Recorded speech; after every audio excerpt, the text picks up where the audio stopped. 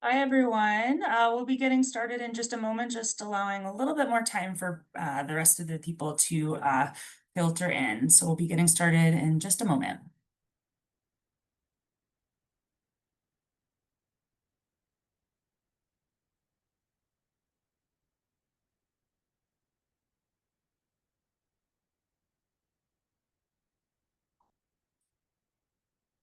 Okay. So good afternoon, everyone. I am Nicole Jarvis. I'm Assistant Director of Programs at Cancer and Careers, and I want to thank you all for joining today's webinar. Now, for those of you who are dialing in from your phone, please let us know by sending an email to cancerandcareers@cew.org with your name and the number that you're dialing in from. This way we can confirm your attendance and make sure that you're able to receive all of the relevant follow-up after the webinar. Now, if you are new to Cancer and Careers, we were founded in 2001 to support every person in every industry and every job so that they can thrive in their work and their life after a diagnosis. Cancer and Careers also works with companies to develop their internal systems of support for employees who are navigating illness and work.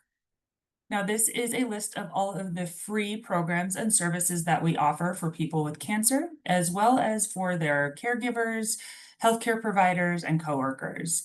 These include a comprehensive website and library of publications available in English and Spanish, career coaching, resume review, financial and technology grants, and access to experts for one-on-one support. And finally, educational events like today.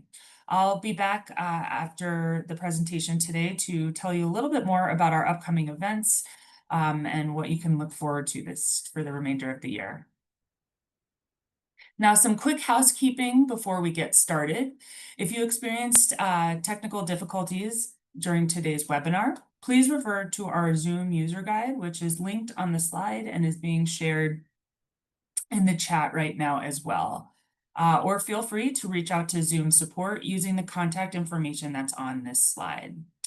Also, please note that today's presentation is copyrighted. Therefore, the use of AI assistance and/or transcribing and recording devices of any kind by attendees is not allowed. Those found to be using AI or other recording transcription software during CAC programming will be removed from the event. They may be permitted to return without AI or recording transcription software. Additionally, real-time closed captioning is available for today's event for those who need it, and a captioned recording of this webinar will be archived on our website following the session. To request an additional reasonable accommodation, please send an email to cancerandcareers@cew.org at least 24 hours before the next session. Now, for those of you who are seeking continuing education credit, this slide lists all of the organizations who have accredited today's webinar, as well as the required steps for getting a certificate. This information is also available on our website. Please note that you are required to complete both the evaluation and pass the post-test to be eligible for CEs or PDCs. More information on how to access those will be shared throughout the webinar, and if you're unable to complete those today, a follow-up email with the links will be sent tomorrow by 5 p.m. Eastern. Please allow us the time to send them to you, but if you do not receive the links to the post-test and the evaluation by Friday, you can feel free to reach out to us. And for everyone here, please know that we love hearing from you, both during our live webinars and after. As you might know, Zoom has a lot of great features that you can use to interact with today's event as it's happening. So there's the chat, which is in your features panel. You will see a chat box, which you can feel free to use to communicate with our speaker, CAC staff, and other attendees. However, it is important to note that the chat box is not private. It will show your first and last name, so that's just something to be mindful of when and if you decide to use it. Also, if you have any questions about today's content that you would like our presenters to address at the end of the session, please submit them by clicking the Q&A box below, not the chat box. We know the importance of privacy, so there is the option to submit your questions anonymously in the Q&A box. We will do our best to answer everyone's questions, but please just try to be patient. We're a small team trying to keep to time. So if we don't get to your question today, you can feel free to send us an email at cancerandcareers@cew.org. Additionally, your feedback on our program evaluations means the world to us. All of us at CAC are dedicated to creating the best possible programs, and it's through hearing from you, which include your insights and observations about what worked and what didn't, that we learn how to make them be the best that they can be. Not only do your voices make a big difference in helping us to help others, but sharing your experiences with our funders, always anonymously, illustrates the true impact of their support and allows us to continue offering these webinars free of charge. So you can access the evaluation for today's webinar using this QR code or the link that's being shared in the chat box. And it will also be sent, as I mentioned, via email tomorrow. So thank you in advance for taking time to share your thoughts with us. Now, thanks in part to support from Genentech and P&G Beauty, Cancer and Careers is proud to offer this 11th year of the Balancing Work and Cancer webinar series, which was created to provide anyone whose life has been touched by cancer with concise, targeted information about the work-related issues that arise after a diagnosis. Additionally, we'd like to recognize Cancer and Careers year-round sponsors who support all of our core programs and allow us to continue providing all resources and services free of charge. Now, solid communication skills are invaluable in so many aspects of one's life, whether it's getting information from your doctors and your care team, to collaborating on a project at work, or selling yourself to a potential employer in a job interview. The skills that you will learn this afternoon will help you in many aspects of your life. To guide you along, I'd like to introduce Cancer and Careers Senior Manager of Programs, Scott Sinclair. Following Scott's presentation, there will be time for Q&A. So again, feel free to drop your questions into the Q&A box. As a reminder, not the chat box, Q&A box. And without further ado, I will hand it over to Scott. Welcome, Scott. Thank you so much, Nicole, and thank you all for being here. So, as you know, this is the first of 2 sessions that we're presenting this fall focused on effective communications on the job or when job hunting. And today was designed to define some terms and ideas and overall start to really think about the big picture of what it means to be an effective communicator. And then the next session is going to have a more rubber to the road kind of feel to it, where we'll talk about some tips and tools that can be useful for putting these concepts into practice. But for today, as you can see on this slide, our discussion is going to focus on understanding effective communication and why it's important. We'll talk about personal communication styles, what they are, and how to identify what yours are, or maybe your coworkers. And we'll start to explore the topic of disclosure and things to consider when making disclosure-related decisions. And before we dig in, I do want to acknowledge that those of you who have received a cancer diagnosis are likely in different places in terms of your experiences. Some of you may be recently been diagnosed and are just getting started to think about how your life and your treatment and work are going to come together. Others may be in the middle of treatment and either working or looking for a new job, or maybe treatment is behind you, but you still experience side effects. Or you're here today because you have a loved one with cancer and you're gathering information for them or for yourself so that you can better balance work and caregiving. Or perhaps your circumstances are something else entirely that I haven't mentioned. But wherever you are, our hope is that you will leave this session today with some solid practical information that's applicable to you, either now or in the future, if or when circumstances change. And as Nicole mentioned, if you have a specific question that's not being addressed, feel free to drop it in the Q&A box and we will try to get to as many of those as we can. So let's jump right into exploring that big picture and why it's important to think about what it means to communicate effectively in the context of life after a cancer diagnosis. While our bigger focus for today is on strategic communications related to work, both actually on the job as well as looking for new work, it's important to note that there are areas outside of work where you might need to use some deliberate communication strategies as well. So, for example, and I'm guessing many of you have experienced this, it can be helpful to prepare any conversations that you may be having with your healthcare team, because there's often a limited amount of information and time available during appointments, or if you're admitted to the hospital and the doctor's dropping by for rounds. So preparing a list of questions that you have on topics that you would like to discuss, that can help ensure that you make the best use of that limited time with the doctor or your nurses or whoever you're talking to. Similarly, conversations with family or other loved ones may benefit from advanced preparation as well, such as sharing the news about your diagnosis or updates to your treatment plan.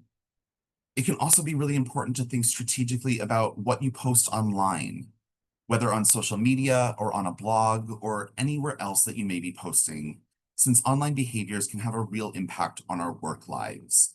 And we'll spend much more time talking about that over the course of these 2 sessions. So as we move forward, I encourage you to be open to the idea that while a lot of the concepts we're talking about are going to be shared under the umbrella of job-related or job search-related, they may also be used effectively in other areas of your life as well. Another place in your post-disclosure life where it may be helpful to apply some communication strategies has to do with recasting yourself in terms of how others around you may view or behave towards you as a result of what's going on medically. At Cancer Careers, we frequently hear from people who are concerned about having shared a diagnosis, they will always be seen as the quote unquote cancer person in their workplace. And often this leads them to wonder if there's anything that can be done to help shift the coworkers' focus so that they're once again seen as a full, robust human that have tons of skills and are bringing things to the table. There are also people who come to us wanting to know if there's a nice way or a professional way to say to coworkers or supervisors, hey, can you stop bringing up my cancer all the time? Which can be understandably a frustrating situation and tricky to address, particularly if it's clear that the question is considering how the question is making you feel. And of course, there are other numerous challenges around communication that you might find yourself facing in a work context. We have a few common ones listed here on the slide, and I'd also invite you all to share in the chat any kind of specific challenges that you maybe have faced at work around communications.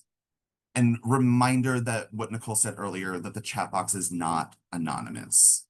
So as people are responding, we can mention, there's the fear of stigma, maybe, fear of being passed over for a particular project or something like that, fear of being seen as less productive, concern about sharing too much. We'll get into that a little later too. Maybe concern about not sharing enough, which, it's a fine needle to line there. Morgan said, how much does my team want to know? How often should I update? Exactly. That's something we hear a lot about. It's something that I think you can kind of get a sense for and a feel for, but remembering that you don't have to share any more than than you want to at any point.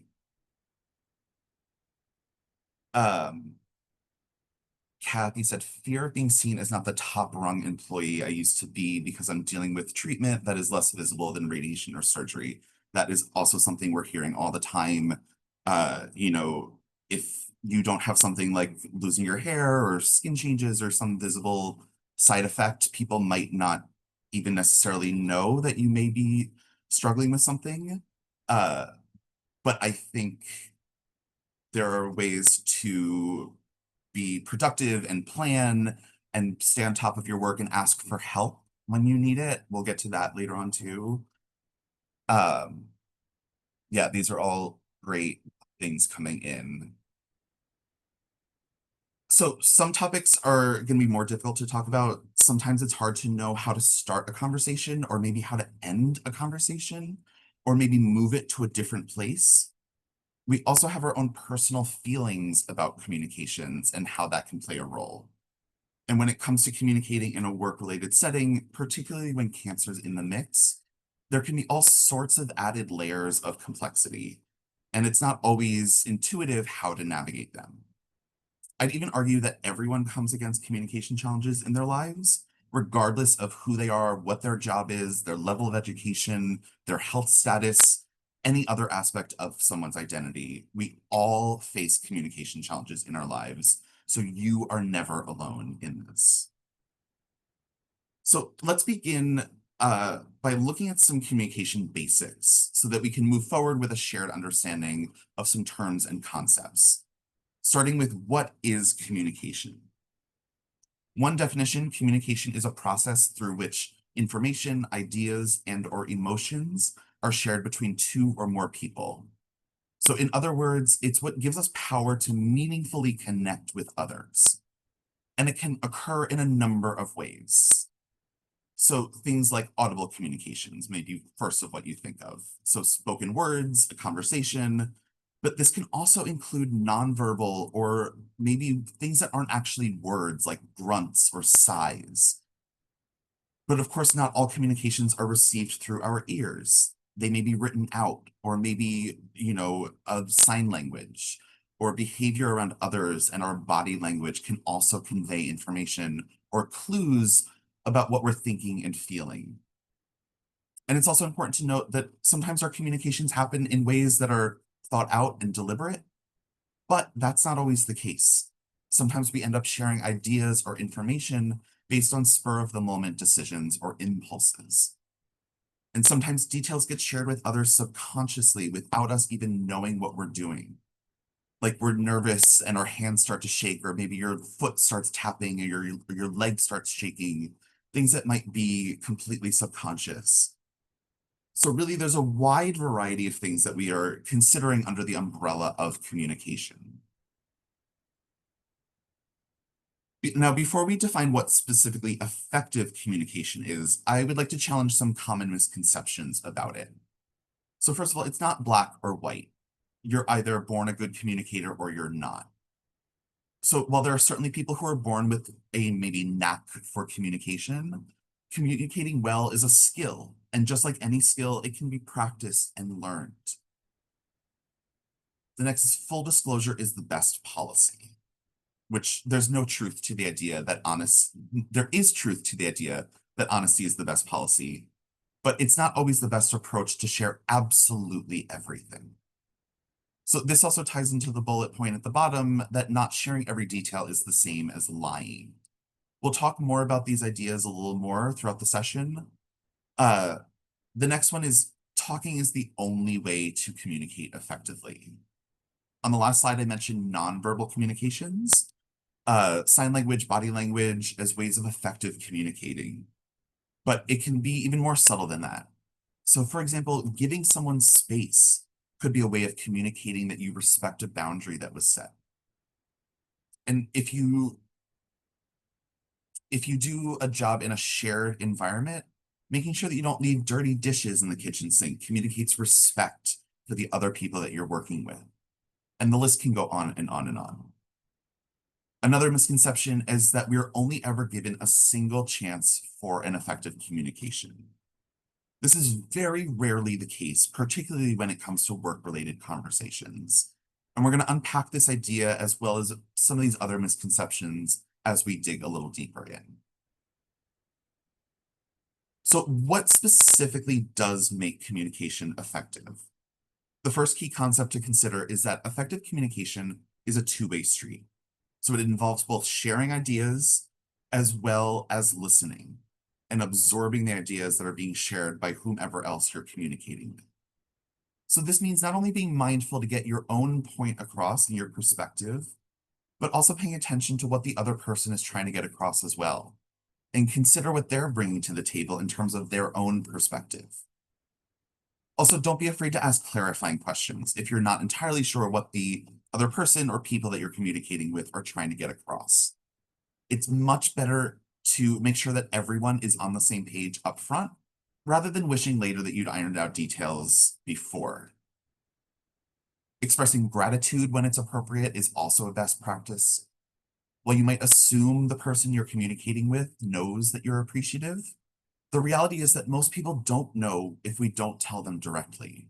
So a simple thank you can go a really long way in communicating effectively. Another best practice can be summarizing what was discussed at the end of a conversation.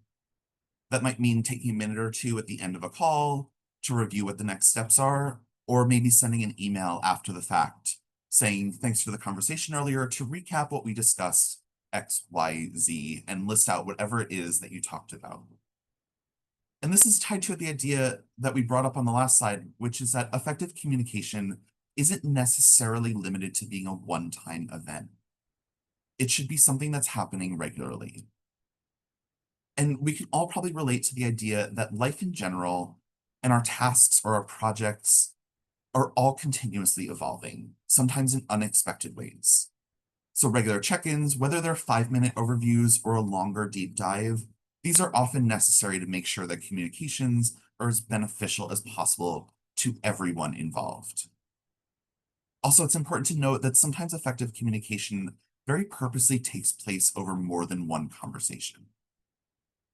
Additionally, effective communication incorporates emotional regulation, which means having the goal of staying centered so that what you're feeling doesn't play too much of a role into how you're expressing yourself. And this is particularly important when we think about work communications. Because while our family members and loved ones may ultimately be forgiving if we say get angry or annoyed at them, that starts to come through in how we're communicating. So sharp words or intense energy on the job, these often quite land differently. And sometimes they can have long-term consequences that are hard or maybe even impossible to move on from. So asking for help, like we mentioned earlier, is an essential part of communicating effectively. Every single person on this planet, no matter their health status or their job title or any other personal characteristic, we all need help from time to time. So asking for it shouldn't be something that you are shying away from, particularly at work. And of course, effective communications should result in a clear understanding of any next steps, whether that's treatment related with your healthcare team, or in terms of a project at work, or planning for taking time off, or whatever it might be. That could be a critical item to include in the conversation recaps that we talked about on the last slide. Moving on to why effective communication is important on the job, particularly after a cancer diagnosis. For one, it helps us keep the line of communication open.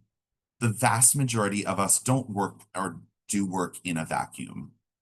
We usually have some sort of collaboration with others in order to get our job done. And the best way to make sure that everyone knows what they are doing and when and how to do it and so on is to make sure that the information and the ideas are moving back and forth freely and regularly. In case someone who may be working part-time, in the case of somebody working part-time during their cancer treatment, or maybe has taken some time off and is now returning to their job, effective communications can help remind your boss and your coworkers that you are still a valuable and capable contributor to the team. Effective communications on the job can also eliminate questions or assumptions that lead to anxiety or mistrust. So for example, if you're working remotely and you're going to take a lunch break or step away for any, longer amount of time, it can be a good idea to instant message your team and let them know that you're going to be unavailable for a while. That way, if someone reaches out and doesn't get an immediate response, they don't make the assumption that you're taking a nap or sitting on your couch eating cookies when you should be working. The fact is, getting in the habit of regular communications can actually build a sense of confidence and reassurance about who you are as a worker. So if, for example, you do accidentally step away from your computer and forget to tell your team, they'll default to thinking, oh, something unexpected must have come up. I'm sure I'll hear from them soon. This is rather than having an an anxious response or assuming something negative about your work ethic.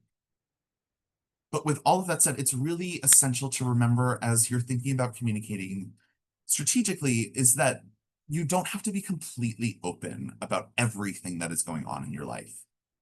You can make choices about what specific details get shared, or in some cases don't get shared, or if nothing gets shared at all. And we will circle back to that again in a few more slides. Effective communications are also important during job searches. First, clear communication is absolutely key to opening the door to potential interviews. So whether that's through networking or a cover letter or a well-constructed resume or a CV, what it boils down to is using communications to help people understand what kind of job you're looking for, who you are, what you bring to the table. It's also the case that most pre-interview communications, like the ones I just mentioned, involve making the best use of limited amount of space. So cover letters shouldn't be more than a few paragraphs. Resumes and LinkedIn profiles should be succinct. In networking, it's smart to know how to quickly share details in real-time conversations so you don't lose the other person's interest or attention, all of which require planning and specific skills. And then in terms of interviewing successfully, your overall goal, no matter who you are, what your job is, or what the job you might be interviewing for, there are ways to show the person across the table or across a Zoom screen or on the phone that you are the savviest, most qualified candidate for the role that you're interviewing for, which is also a skill and something that should be practiced. You can use a loved one, a social worker, ChatGPT these days, you can practice interview questions on. There's lots of ways that you can develop and practice and hone these skills. And we'll spend a lot more time talking about how to effectively communicate during a job search in our next session in October. Now, how each of us goes about communicating can vary quite a bit from person to person and is based on individual factors such as personality, cultural background, the way we were raised, so on and so forth. And the way that a specific person expresses information and or ideas is referred to as their communication style. Very important to note that there is no one correct communication style. And it's a good place to start figuring out what your individual communication style is to ask yourself feelings about sharing. Some people are sharers, some people aren't, all of which is valid. But whatever your particular feelings are about sharing or communicating overall, these again are valid, but they also play a role in shaping your communication style, which is helpful to be aware of. And when thinking about communicating at work, it's also smart to evaluate how your workplace culture impacts your feelings about communicating on the job. Is the environment like a second family where people joke around, you're sharing details about your weekends and your families? Or is the tone a little more corporate and buttoned up and laser focused on the work at hand? And how does this impact the way that you do or don't communicate at work? Does it have an effect on your feelings about whether or not to disclose? Additionally, understanding what your own communication style is can help you become a much more effective communicator because it helps you truly own your strengths in getting across the information and ideas, as well as being aware of places where there's room for improvement or other things that you should be on the lookout for. Then beyond that, understanding the individual communication styles of the people around you, this can also help you to target your communications in a way that help them best understand your message, as well as things that you might want to keep in mind as you receive whatever messages they're sharing with you. And in case the way I explain this is a little confusing or a lot, bear with me. We're going to spend the next couple slides going into more detail here.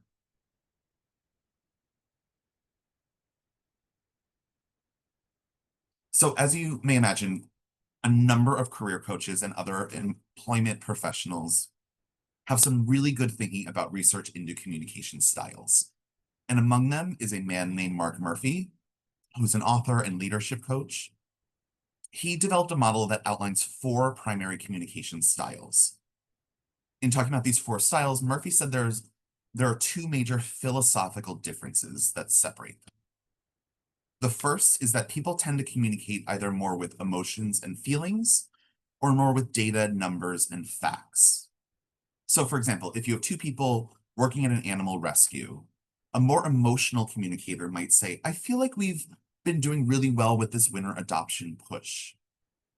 While a more analytical communicator might say 92% of the dogs that we're currently fostering have received adoption applications.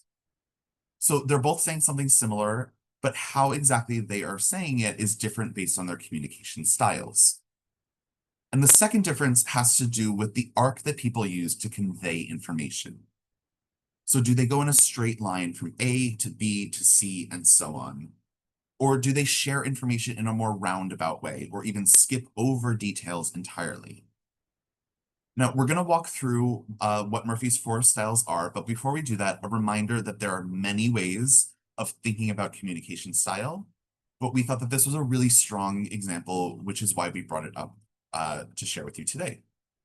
Also remember that these 4 styles, there's no one that is better than the other. They are all on equal footings here. The purpose is just to describe differences, and I encourage you to think about which ones resonate with you, both with who you are as well as who your coworkers are.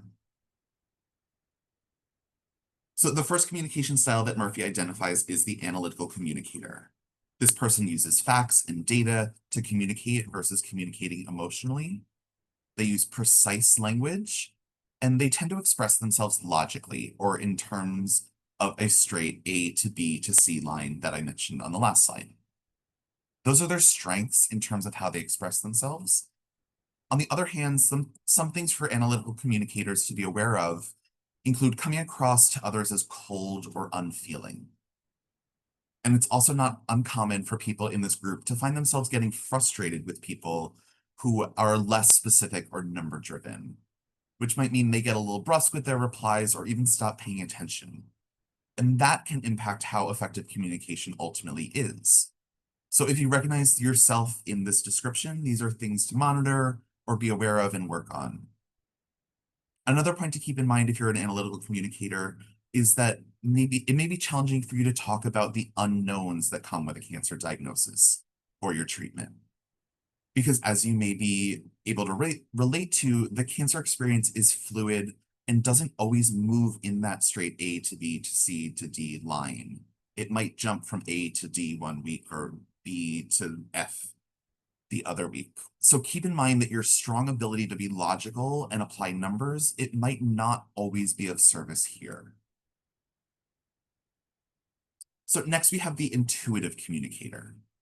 This is someone whose strengths include both being able to describe the big picture succinctly, as well as cut to the bottom line without giving a lot of detail, which can be very effective in certain work environments. That said, if this describes you, keep in mind you may come across as impatient to others who might require those details, either to get a point across or to fully absorb what is being shared. And then we also think about how that might impact work communications during cancer. It's important to know that there are many times where a lot of details are necessary.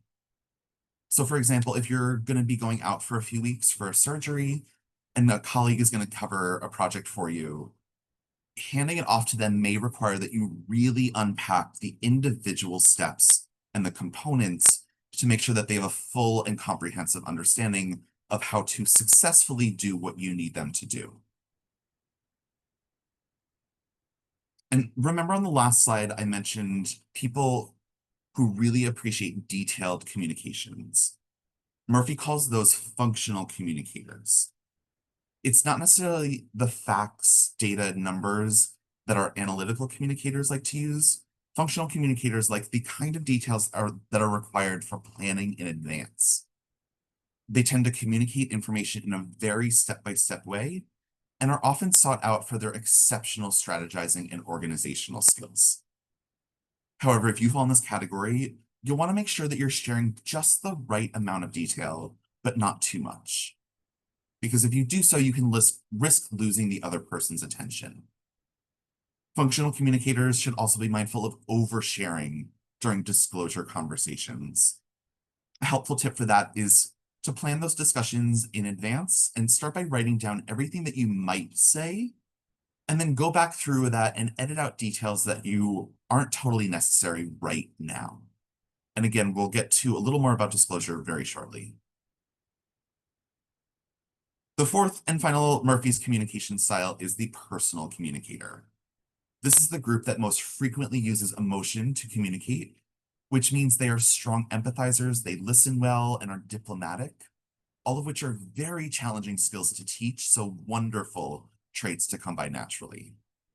Plus, being emotional in a work context can be a positive.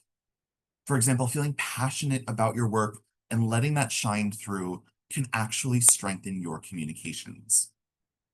On the other side of the coin, personal communicators will want to be mindful of letting emotions overtake a conversation, particularly heavier emotions. So it can be a good idea to write out notes or a sort of script for yourself to keep you grounded during disclosure conversations if you start to feel your feelings to build up.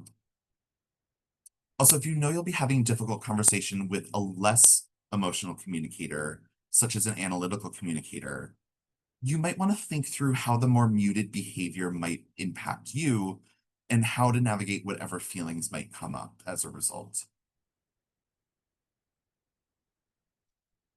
Now, we've teased a little bit, but moving on to the topic of disclosing your cancer diagnosis, as I've mentioned throughout today's session, it's important to be thoughtful and strategic when making decisions about when, how, to whom you should disclose, or even if you should disclose at all, either at work or in other areas of your life.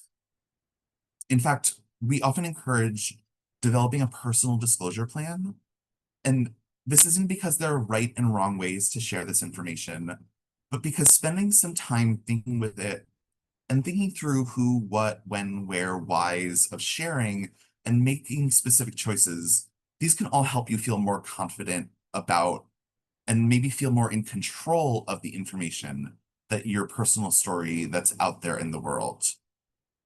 So what's involved with developing a personal disclosure plan?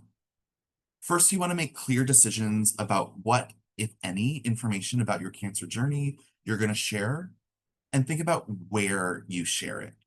So this includes conversations that happen both in person or at work, as well as online.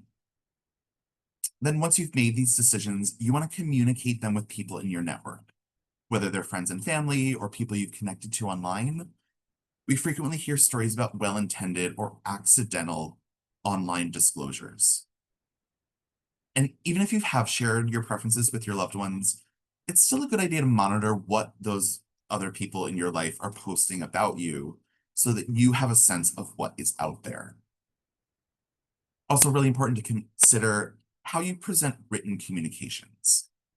So if you have any cancer community, perhaps maybe in a volunteer capacity, any cancer community experience, how are you presenting that online? How's your resume being crafted or cover letters? Obviously, these examples all have to do with job searching, but written communications are also very important in the workplace as well. And we'll talk about the nuts and bolts of effective writing communications again next month. So we hope you will join us again.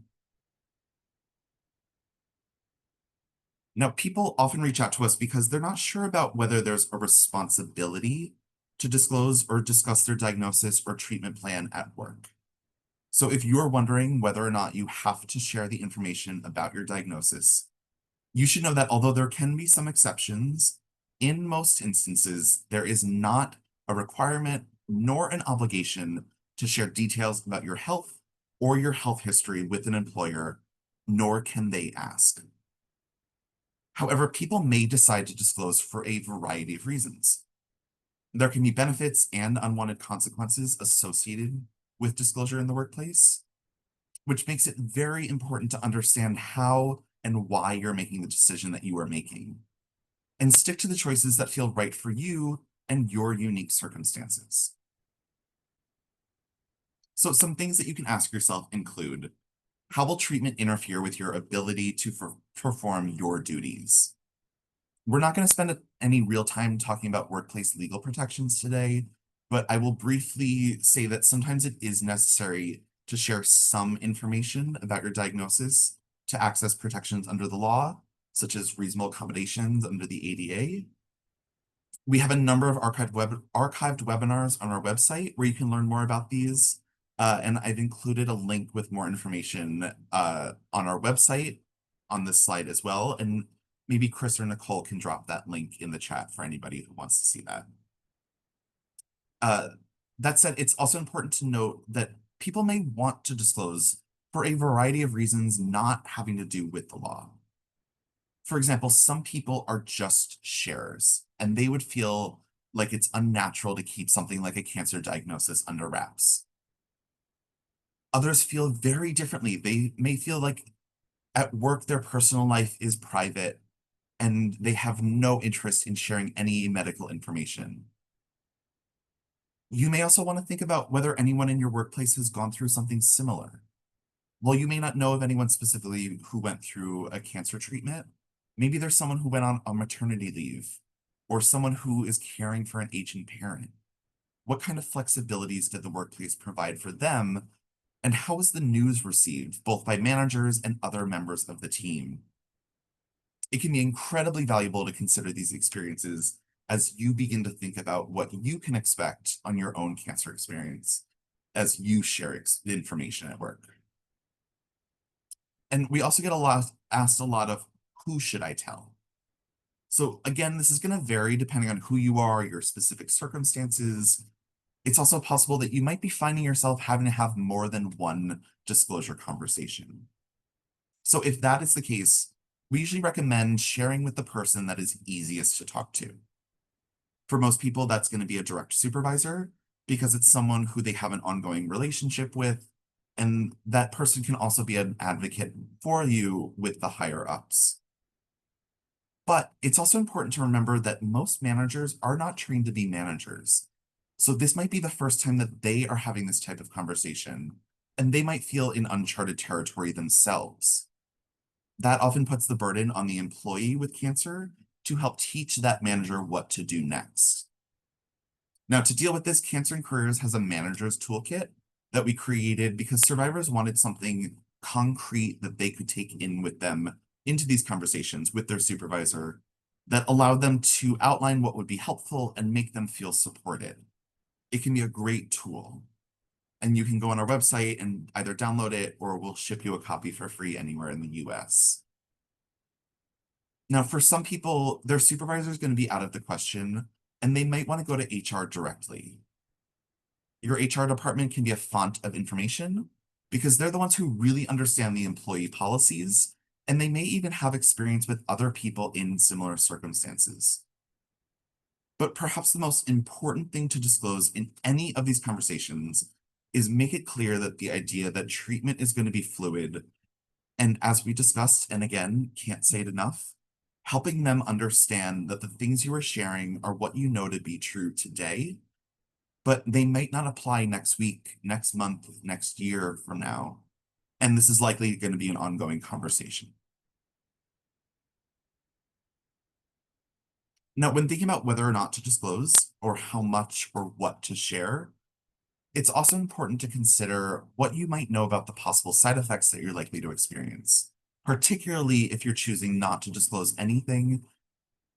And this is because the changes that bodies can go through during treatment, whether they're visible side effects like hair loss, skin changes, or invisible side effects like cognitive changes or a decrease in energy levels, these can often disclose information even if your words don't. And remember earlier, we talked about the subconscious or unintentional communications. This is a perfect example of that. So if you're somebody who isn't planning to or has already decided not to disclose widely, it can be a good idea to have a sense of the types of changes that you are likely to experience and whether they may be perceived by your coworkers in a way that invites questions. And from there, it's about knowing how to have prepared responses to any question that might arise so that you don't accidentally share information that you prefer to keep private. And as a little spoiler for the next session, we're going to spend a lot more time talking about preparing responses to questions and comments. So if you're not already registered for that session, please do so before October 8th, I believe is the day. We'll correct that later. It's in the slide. Now, with all of that said, if you do decide that you're going to disclose at work, the idea of simply getting the ball rolling is one that can be intimidating for a lot of survivors, which is understandable. So there are a couple examples of how you might start that conversation. For example, you might say, I know this is a lot for you as well, but I think if we collaborate, we can come up with a plan that works for both of us. It's very important for me that everything continue running as smoothly as possible. Now, overall, when preparing to begin these conversations, be sure to weave the idea that you want to collaborate with your employer to create a plan. This ensures that both of your needs and their needs are being met. And if this exact language works for you, please feel free to use it. But this exact language probably isn't going to work for everyone, but feel free to edit or take some ideas from this into your own responses that feel natural in your own voice. Because not everyone is going to communicate in the same way. Now, as you're thinking through all of this, it can be helpful to think of disclosure as a spectrum. We talked about the fact that generally speaking, you are not required or obligated to share your health or health history with an employer, nor can they ask. However, we find a lot of individuals with cancer understandably have the question about whether choosing not to share is essentially equivalent to lying. And so what I would offer to you is that question, if you have it, is recontextualize it. So the decision to not disclose a cancer status is a choice to omit sharing personal information that isn't relevant from what you can do or what your job requires. So it's not lying. And when you think about it, there are all sorts of pieces of personal information that we choose to admit in a work setting. So for example, if you are on a job interview, no one's going to say, I chew gum all day and when I'm working, and some of my past coworkers have found that really annoying. Similarly, people are going to experience all sorts of medical realities that they don't share with their employer, such as diabetes or heart disease, or if they're on the birth control pill or antidepressants. These are all omissions that probably most people in your work situation are going to be omitting from what they're sharing at work, and it's perfectly okay. It's also typically not an all or nothing scenario. So you can usually start by sharing just a little piece of information and then share more later on when it becomes more relevant down the road. But on the same note, it's important that it's kind of impossible to unshare something that's already been put out there. So often it's better to start by sharing less and then seeing disclosure as sitting on that spectrum that can help you make that decision of what, how much, or to whom you will be sharing. Additionally, when deciding whether to share at work, consider what you know so far. If you're planning a disclosure conversation, it's important to stick to what you know to be true and not necessarily bring what ifs into the equation. So getting accurate information from your healthcare provider around timelines for treatments or surgeries, this can all be helpful, but you don't want to give your employer the impression that things are set in stone. Because the reality is that circumstances change often unexpectedly, and it can be uncomfortable to have to walk back a promise that you made earlier on before you knew how things would play out. So better let them know upfront you're telling them what you know now, but things might change. And if they do change, you will make sure to communicate that with them. Assuring your employer that the dialogue will be open can help ease some of their concerns about being kept in the loop. So turning now to the topic of disclosure during a job search, this is a question that comes up frequently. So should I disclose my cancer diagnosis in a cover letter or a resume, either as a way to explain a gap or as an example of skills and expertise? Now, ultimately, the job search is yours and it is up to you to conduct it in whatever way feels right for you. However, I will also say that there are a number of studies that have been shown that people who disclose a cancer diagnosis or another medical issue or disability in a cover letter or on a resume, they're less likely to be called in for an interview. Obviously, we wish this weren't the case, but I bring it up because it's an important point to consider. And I encourage you all to think about it this way. Every job search really amounts to a series of conversations, and it's wise to think about the purpose of each of these conversations. And then think about where you are in the process of disclosure that might make sense. So we typically recommend, if it's really important for you to disclose during the job search process, whether that's, there's a surgery coming up, you have to leave every Wednesday at noon to go to a chemo treatment, whatever the reason that you might want to have that conversation up front, we recommend that you wait until at least one in-person interview has happened. I also want to call out that CAC has a publication called our Job Search Toolkit, which has a ton of information about all aspects of job searching and can be ordered or downloaded for free on our website. And again, we'll go into much more detail about the how-tos of job searching and communications during a job search next month. Now, with all of that said, it is common for those with a diagnosis to get caught up in the disclosure piece when it comes to voluntary questions on an application.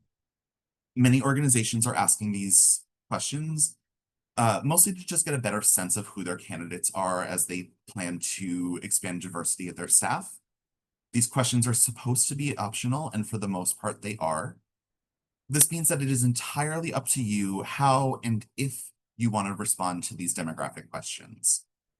But if you decide that you do not want to share this information, which again is well within your rights to choose, it's often a good idea to select prefer not to answer for all of the demographic questions.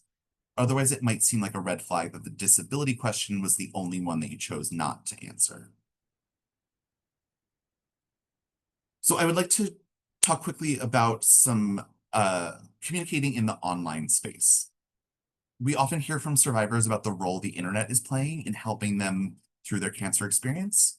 For many people, it can create a sense of community and a way to feel better in the moment, but it also can create a written record of information that can be difficult to get rid of. And at the same time, research indicates that more and more hiring managers, and as we talked about earlier, existing employers are Googling prospective candidates or current employees respectively. Not necessarily to find something negative, but rather to get information about the people they work with, or to maybe to confirm something they already like about a particular candidate. Still, it's possible they'll come across information that the person might prefer the employer didn't know. And I want to be clear, we're not saying never post anything online, since it can be a really good thing to have an online presence, but rather it's important for people to have a better understanding of the virtual landscape so they can make informed decisions about how their story is being presented. And just a few research points here. We had a poll in 2023 with Harris Poll and Cancer and Careers about reported behaviors around disclosure in social media. 20% disclosed their cancer diagnosis on social media. 18% regretted posting information about their cancer diagnosis on social media sites, and 32% expressed concern about their employer discovering a cancer diagnosis through social media. So if you're feeling anxious about sharing, know that you are not alone at all, and there are plenty of other people who are feeling the same way. So a reminder of some things that we talked about already. As you're thinking through what's going to work best for you, it's a good idea to spend some time considering the potential long-term impacts of online disclosure. So it may be the case that some of you have, whoops, where did we go? There we are. Thank you so much. Oh boy, this is just jumping around. Okay, so it might be the case that some of you have disclosed at work and everyone is being really supportive, and that is an outstanding situation to be in. But the fact is the internet doesn't go away. So it's important to think beyond right now and consider the long-term impact, because none of us can predict the future. So you might find yourself unexpectedly looking for a job 5 years from now, or your supportive supervisor might move on and someone who replaces them and starts Googling their new staff.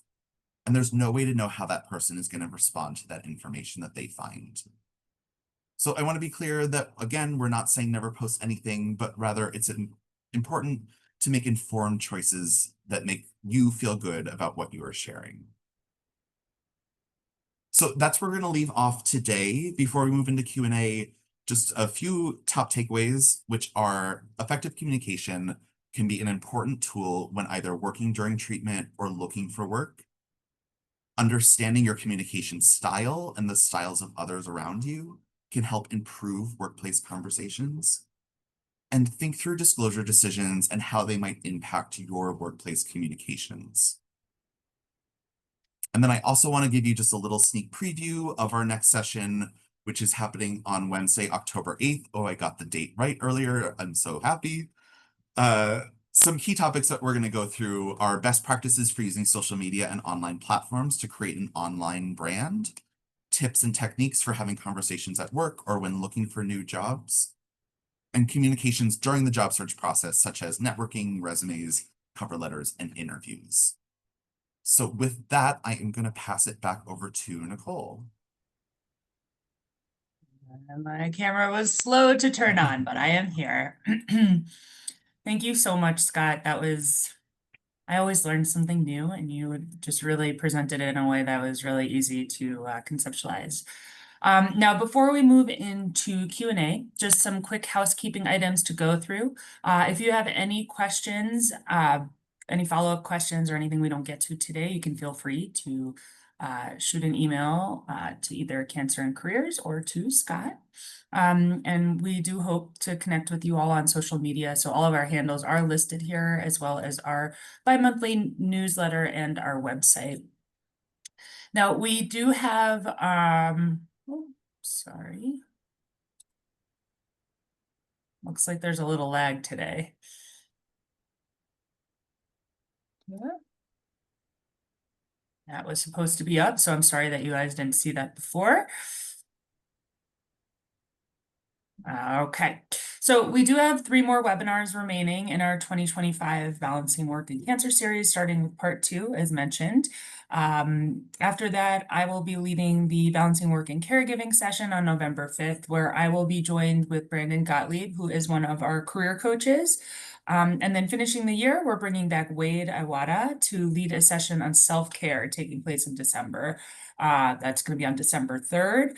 Certainly a great topic to end the year on and start the new year with. So if you're not registered for the remaining sessions, we would love to have you join us. And I do want to make sure that everyone is aware. We also have a series of webinars coming up for our Spanish speaking community. So the first webinar is actually later today if you're up for a double header with Cancer and Careers. CAC's Sissy Silva will be presenting Balancing Work and Cancer. Then on October 1st will be a session on job search. On October 22nd, we will be joined for an Ask the Expert session with oncologist Dr. Victoria Blinder. And we are closing the series on November 12th with a session on balancing work and nutrition. So if you speak Spanish, we would love to see you there, or if you know or work with Spanish speakers, please pass it along to them. Once again, there is more information on our website and linked here where you can also register for free. And then finally, we have, oh, this thing's taken on a mind of its own. Okay. We have our There's West some Coast. gremlin here today. Thank you for bearing with us. We do have our West Coast Conference on Work and Cancer coming up next month on Saturday, October 25th. It will be an all-day event with different speakers and panelists, so certainly stay tuned for more information. I do believe that the agenda should be coming out in the next few weeks. And just a note for those of you who might be a little new to us, we used to host these events in LA, so that's why it's called the West Coast Conference. So it's in the Pacific time zone, but if you are in other parts of the country and want to join us, you are welcome to. I'm gonna just leave this up for CE requirements. I know are almost to the end, so we'll try to answer a few questions before we go. Second. Someone asked if they can share these slides on their LinkedIn. Sure. You just, please just, tag us in it if you, what's that? Post Scott's social links. Sure.